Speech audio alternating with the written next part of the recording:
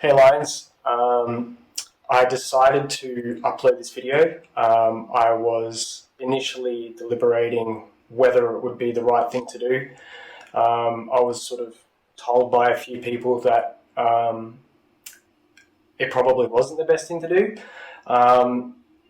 But after watching Tech Lead's latest video, I knew that only one side of this story was told, and it needs to be acknowledged that there, is two sides, and I want to try my best to try and convey that, not to try incite any more needless drama. I mean, anyone from our standpoint, we were trying to avoid drama. Drama was the last thing that we wanted, especially within the community. But I feel that for the community to heal from this situation and move forward unified, that our perspective needs to be told and acknowledged.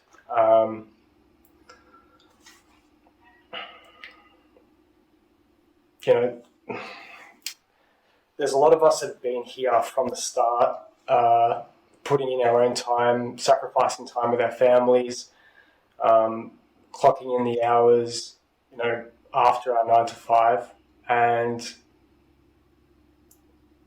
I feel like that needs to be acknowledged, especially the ones that spend the time to actually do things.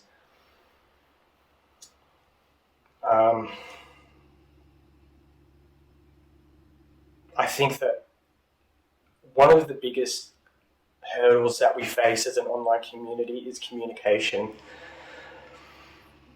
I know that a lot of the foundation members prefer voice chat, and the reason for that is because it's a communication mode where the tone isn't left up to interpretation, and it's just a more effective way of being able to communicate. I mean, ideas can be fleshed out, concerns can be raised, they can be addressed. People can articulate the way that they feel or the ideas that they have a lot more productively. And unfortunately, I think that some of those meetings in voice chat haven't been translated into text for the people that can't make it. That being said, it does seem that the people that do really have that initiative are mainly the ones that make the effort to come to the meetings. I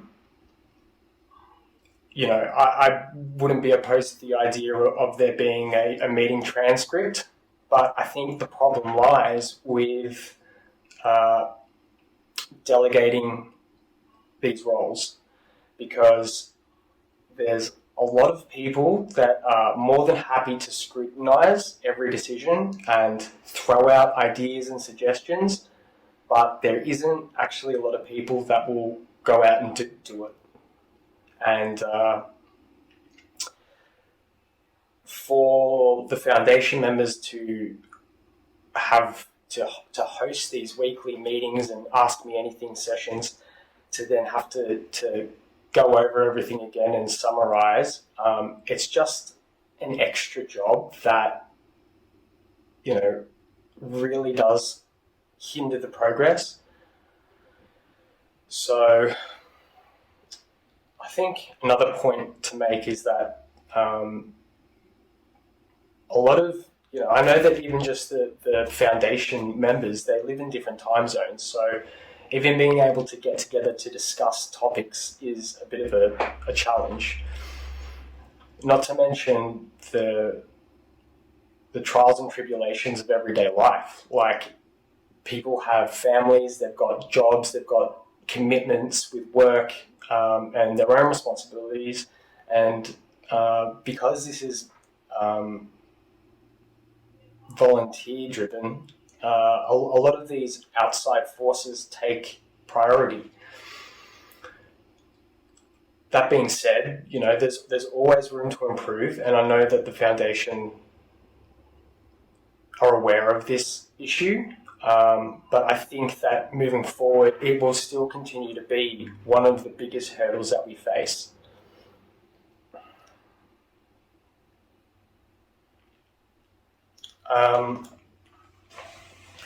So I think maybe I'll just jump into the whole MiSol Foundation drama. I feel like I could be somewhat of an authority to speak about it because I was sort of present with a few of the initial interactions. I know that Shad reached out to me and asked for my opinion on the first exchange that they had. Another member had also confided in me, being in a tricky situation because MiSol had expressed that he isn't good with communication. And Shads is the type of guy that wants to talk to someone on voice chat. He wants to get a feel for who they are, because you can get a better estimation of someone's intentions and what sort of person they are through talking. So that was already a little bit of an issue. So the initial interaction, Shad's actually sent me the initial exchanges via message. That was met with hostility right off the bat. It was pretty clear that MiSol had no intention of having any sort of communication with Shads on the Foundation. It seemed that this was built on preconceived notions that he received from other people, and to be quite frank, it was wrong for him to make these assumptions and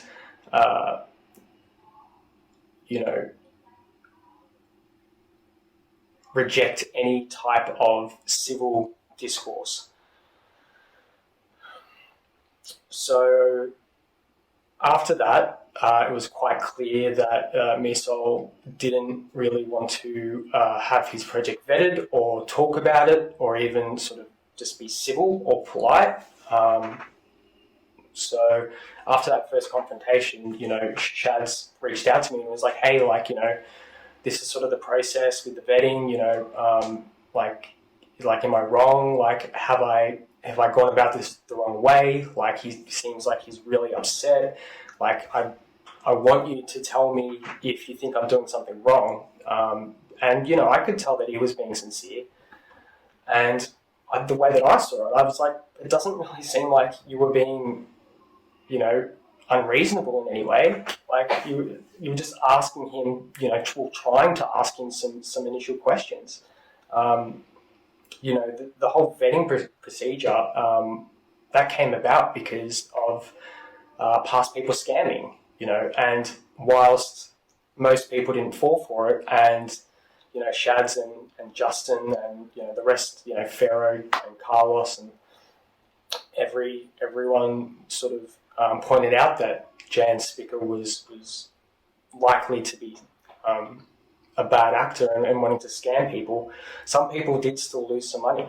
So there was a big concern about scamming, and TL even highlighted this with his recent video, sort of saying that, if the wider community was to get scammed by something, this could be potentially crippling.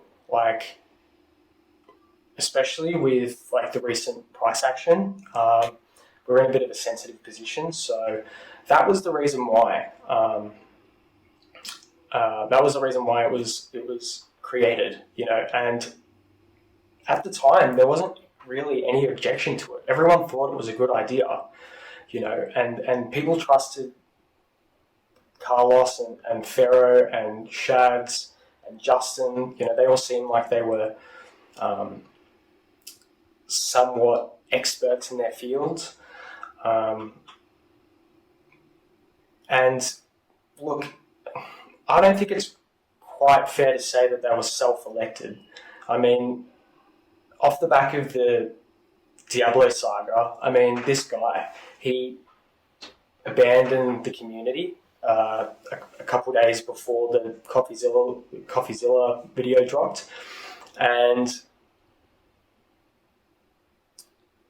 I remember asking, like, what's going on? Like, why haven't we heard from Diablo in, like, you know, days and days and days? And little did I know that, you know, there was a few people that were aware of what was going on, and they were planning to ensure that the Discord and Telegram weren't hijacked.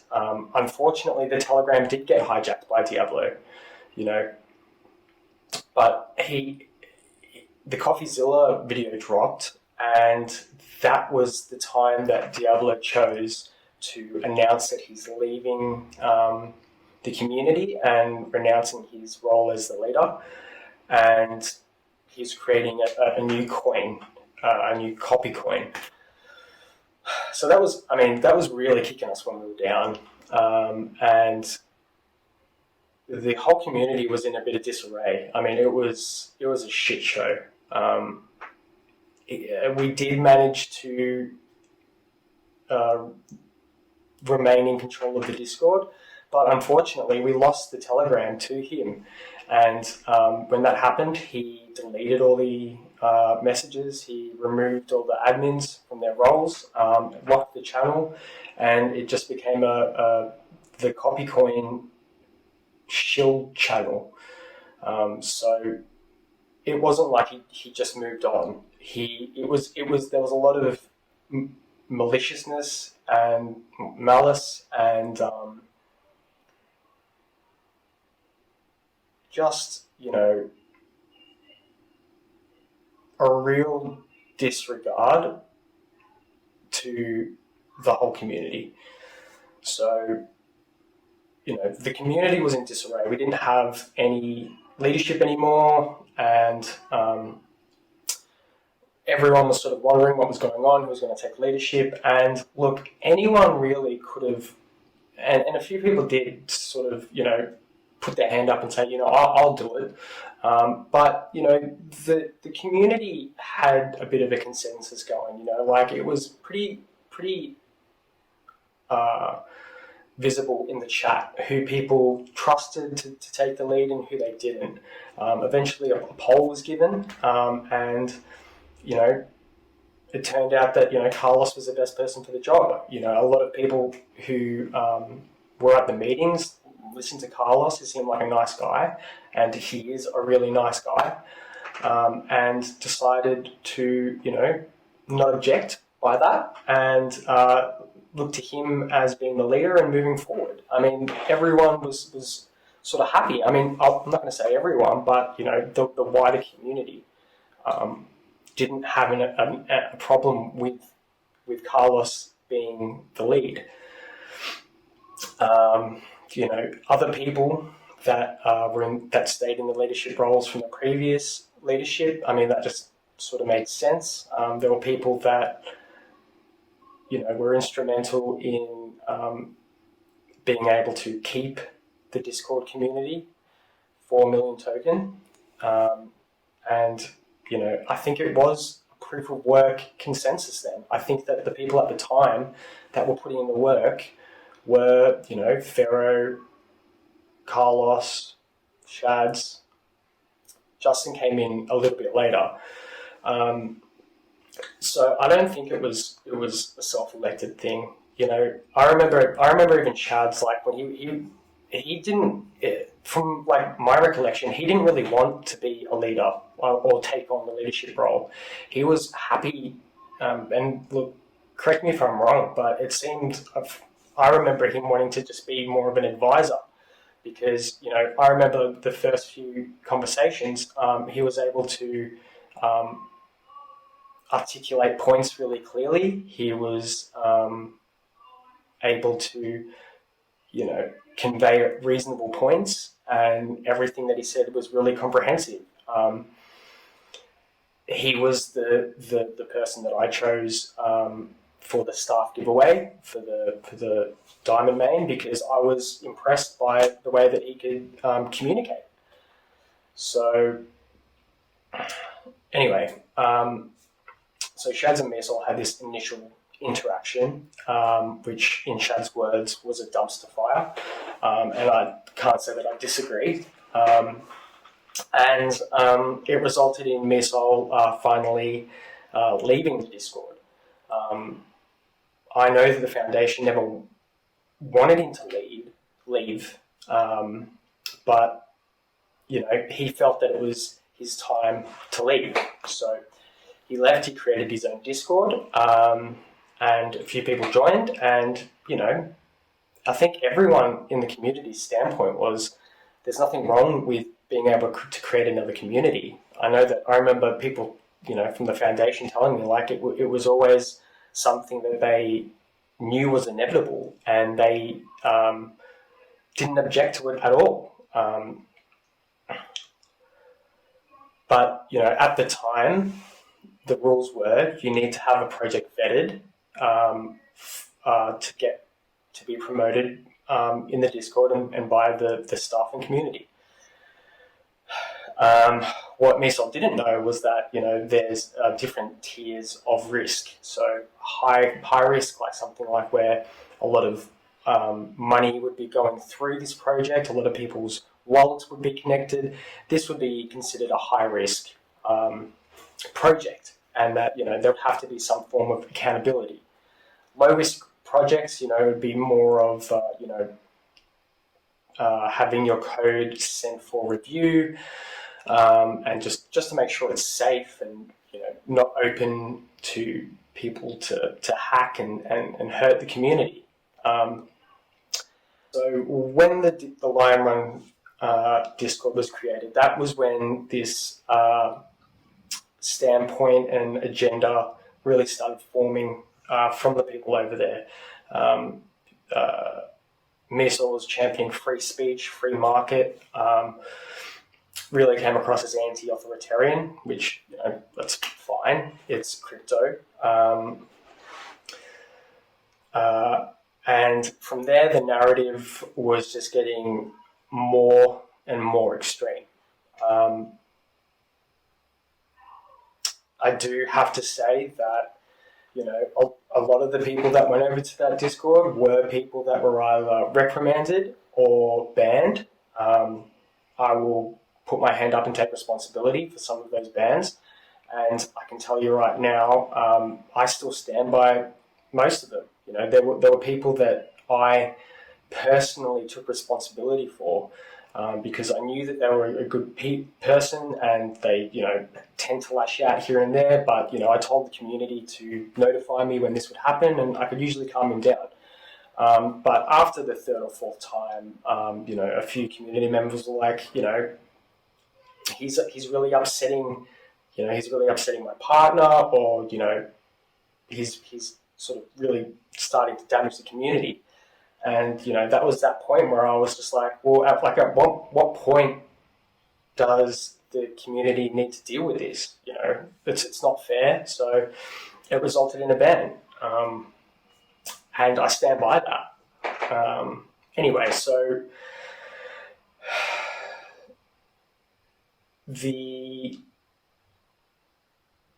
value system over there was said to be free speech and free market, and then I guess the foundation and the other Discord was I guess the counter, the antithesis, I guess, of that, and that's when things just started snowballing.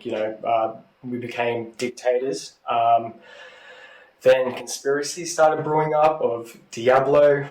Carlos is linked to Diablo, or Pharaoh is Diablo, or Shads is Diablo, and unfortunately, Meersol seemed to really eat all that up. I remember being over there and just seeing a lot of just a lot of accusations being thrown around, and it looked like it was an echo chamber of conspiracies that was just getting worse and worse, and more sort of aggressive and hateful. And then I guess that's when the slander started.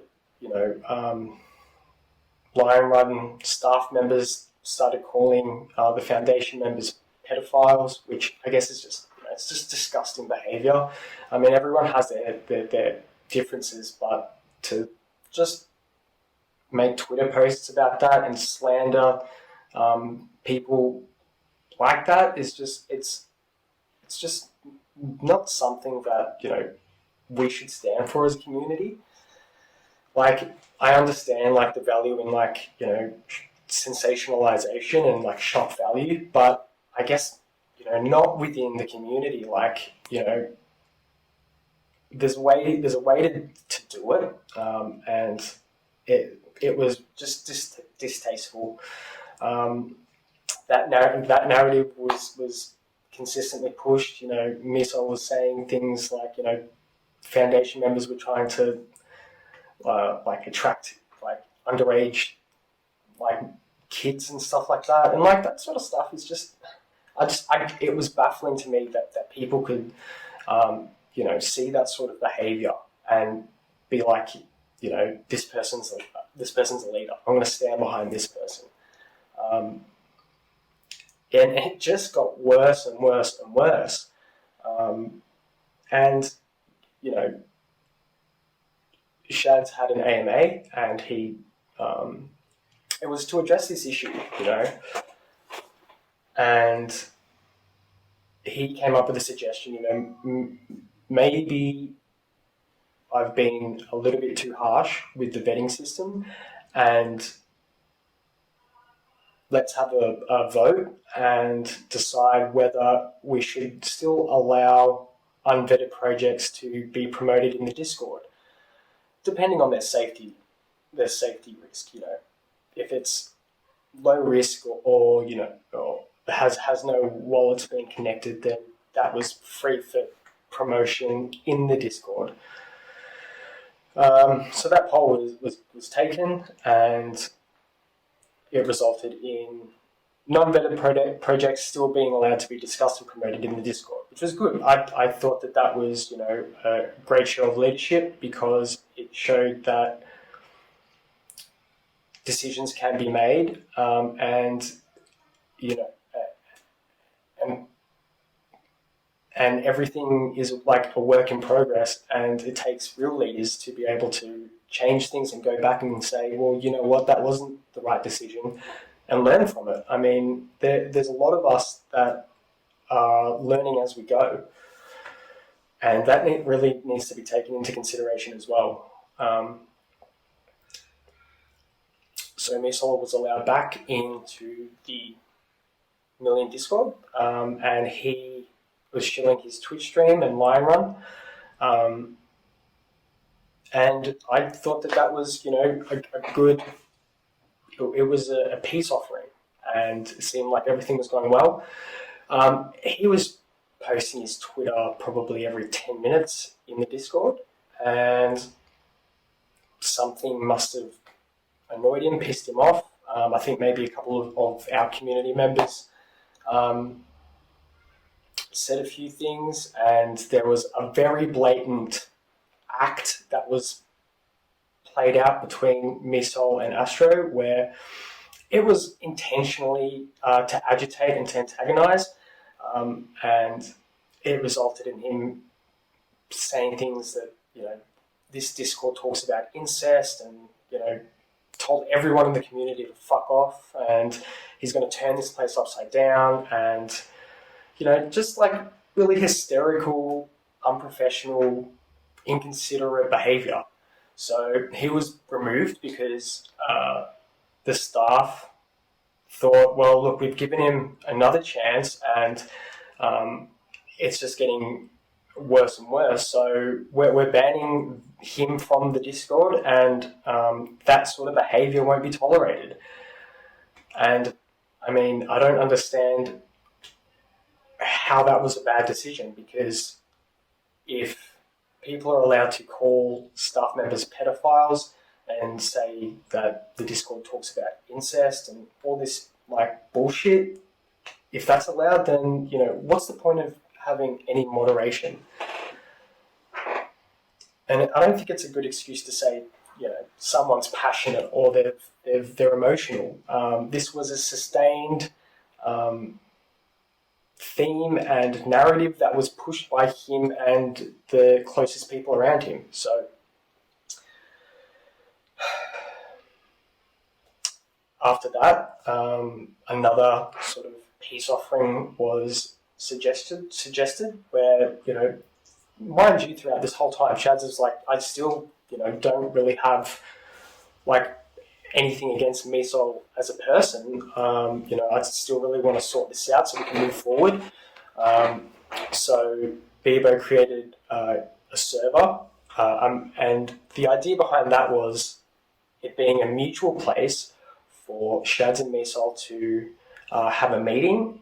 Both people that support each side can join without fear of being banned or muted, and they can finally hash out what the problem is and hopefully come to some sort of amicable resolution.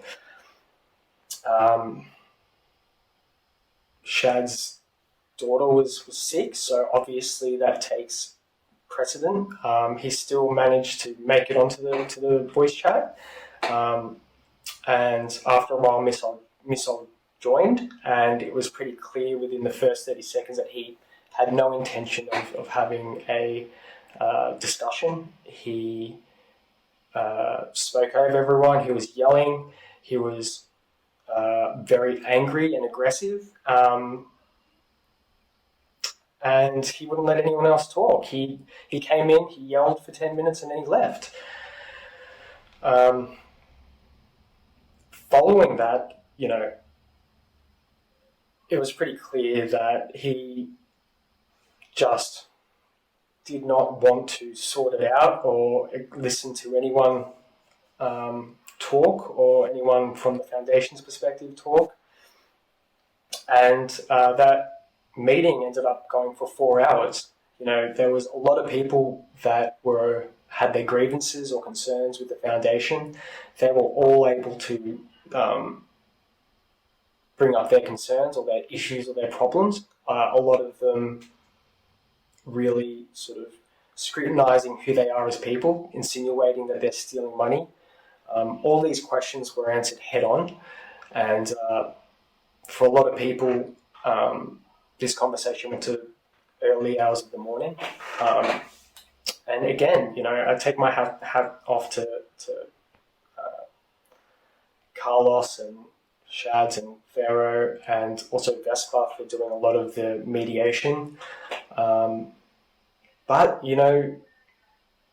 every question or query was answered head on. So, again, I walked away from that feeling like it was like it was a productive meeting.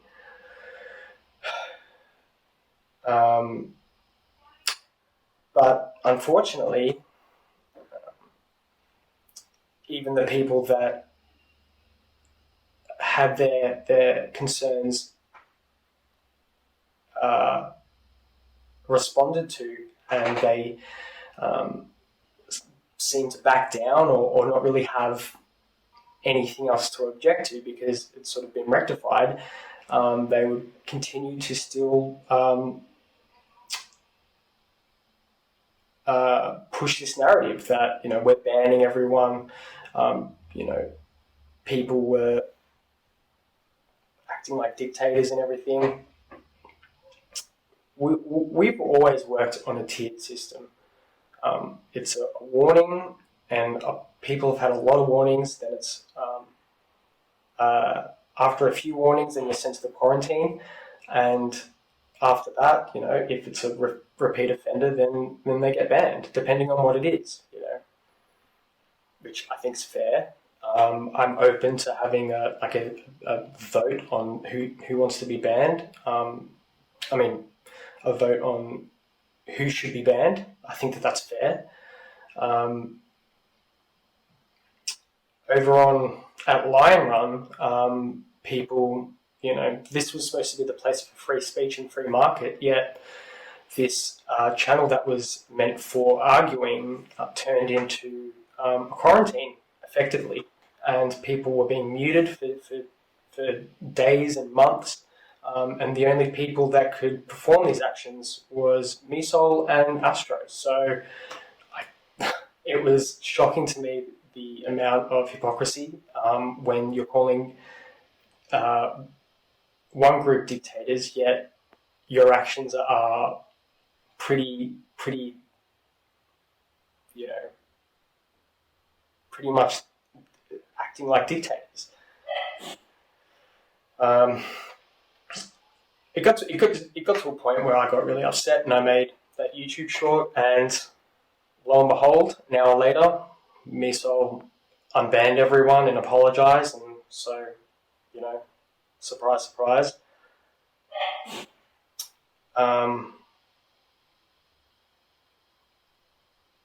Yeah, and I guess this is sort of where we are now, where a lot of us are very disenchanted because the behaviour was just like disgusting, and there was nothing but professionalism that was given to Misol and Line Run.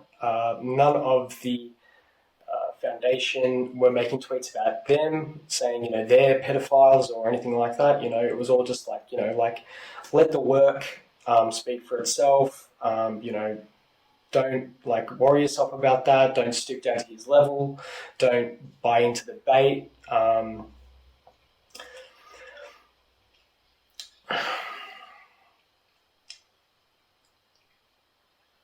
I guess I'll probably start to finish up. I've got full respect for the foundation, Carlos, and everyone they're only human, and any mistakes that were made, I feel that they've put their hands up and copped it on the chin and acknowledged it, and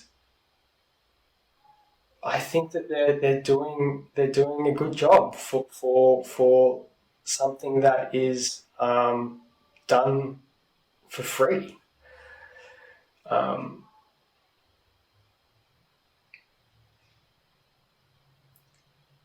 I think it was important for me to say this because it needed to be said for us to move forward. I know that I feel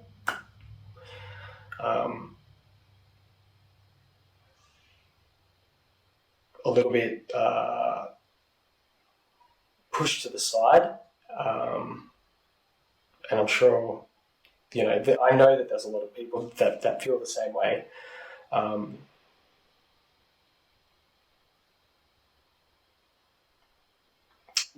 I think there's definitely ways to improve. Again, with communication, I think that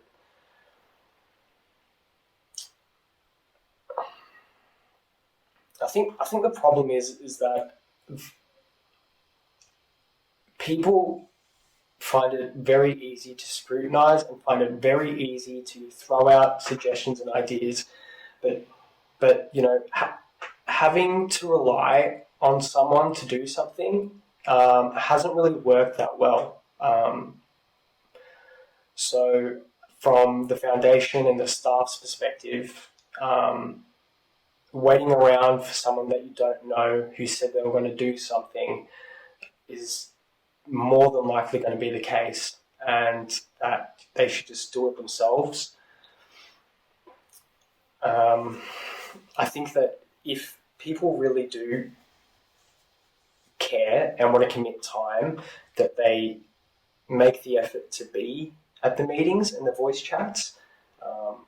That is where a lot of ideas are fleshed out, a lot of concerns are raised, potential problems. And yeah, maybe there should be someone that has a transcript, but I don't think it should be up to the foundation to then have to write it all up. There should be other people that are willing to do that to inform the wider community. That being said, I know that they're doing podcasts in the works, and I want to continue doing weekly content, so hopefully that can provide a little bit more clarity. But yeah, look, I think that we're a great community. We'll definitely move on from this, and I don't want to create any more drama. I understand that it's sort of, just the idea to let it go is a valid one, but I think at the same time, though, I think before everyone can hold hands and walk away into the sunset, that things need to be acknowledged, and people need to be honest, for that to effectively happen. So with that, I will finish up. As I've always said, if you have a problem with the way that I moderate, feel free to reach out and message me. I'm always up for constructive criticism, and I can't wait for this saga to be over, and for us to sort of just focus on progression and moving forward and achieving things. All right, guys. Cheers.